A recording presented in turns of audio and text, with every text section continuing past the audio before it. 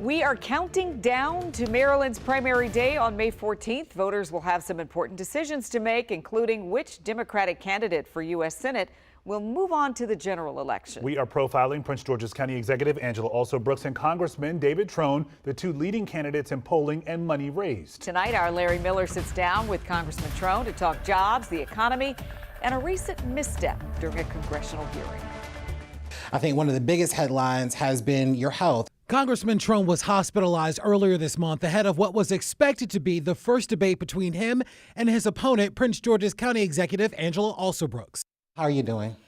Thanks for asking. I'm doing great, and just spent too much time on the trail, got a little dehydrated, forgot to drink water, and paid the price for that. Now I'm hydrating very well, and we're doing out every day, 7 days a week. You've had a pretty commanding lead for much of the campaign season, and one has to ask, is this because you have a tremendous amount of resources to get your message out there, or is it the message itself? It's the message itself. I mean, most folks kind of forget that most self-funders don't win.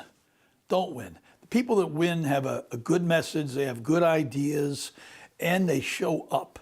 I mean, that's probably my biggest strength. I show up. There's a lot of voters that are undecided right now, and when we think about some of the key issues, crime, safety is one of those top priorities for voters heading to the polls in May. Just this past weekend, we had 4 people shot in Prince George's County, one of which died. What do you do about the crime issue in the state? How do you also address it nationally as well? Crime's a big issue. I mean, first of all, we have to have accountability. You know, when folks do a crime, there has to be accountability. But that being said, I mean, crime is underlying 2 major problems. We failed as an education system.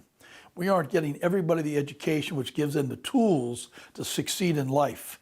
And that means we need full day 3-year-old, full day for pre-K. We need to go 3-year-olds to 14, free community college. The real key to crime is jobs.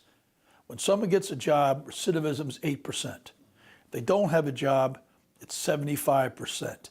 With the 2.3 million folks incarcerated right now, if we just got them a job, we have 2 million less crimes. Jobs is one thing, salary is another. If folks have a job, but their salaries are low and can't keep up with inflation, which is right now above 3%, that's tough. How do you address the salary issue? A job is one thing, but a career is more importantly.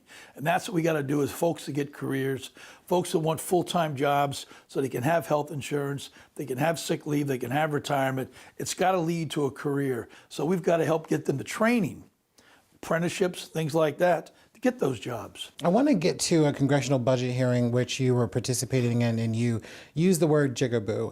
The word jigaboo is used as an offensive term to describe African Americans. I understand the Washington Post reached out to you afterwards, where you later issued an apology. How many times had you used that word prior to that day? Yeah, never in my life. And the hearing was about Republican taxes, and the fact that they don't understand that, you know, we can raise taxes on those big corporations. And I meant to use the word bugaboo, and I mispronounced it. Didn't even know I said it. The person I was talking to, she didn't know I even said it. And I came back to the office, found out I had made a mistake, used a terrible word, apologized immediately, and I want to apologize again. Why you and why not Angela Alsobrooks? It's just a matter of who is pulling the strings. I pull my own strings. You know, I don't take money as my opponent does from Exxon. Exxon's not a charity. Exxon's not here for our environment. And I'm willing to put my money that I worked hard. I started with nothing, started with way less than my opponent, way less. And then I built something. So now I've got a chance to change this country in a lot of really good ways, a lot of really good stuff.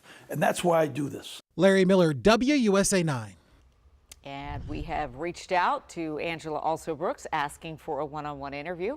And as soon as we can coordinate that, we will bring it to you. Meantime, if you head on over to our website, WUSA9.com, you'll find our full interview with Larry Hogan. He's the leader right now in the Republican primary for the U.S. Senate seat in Maryland.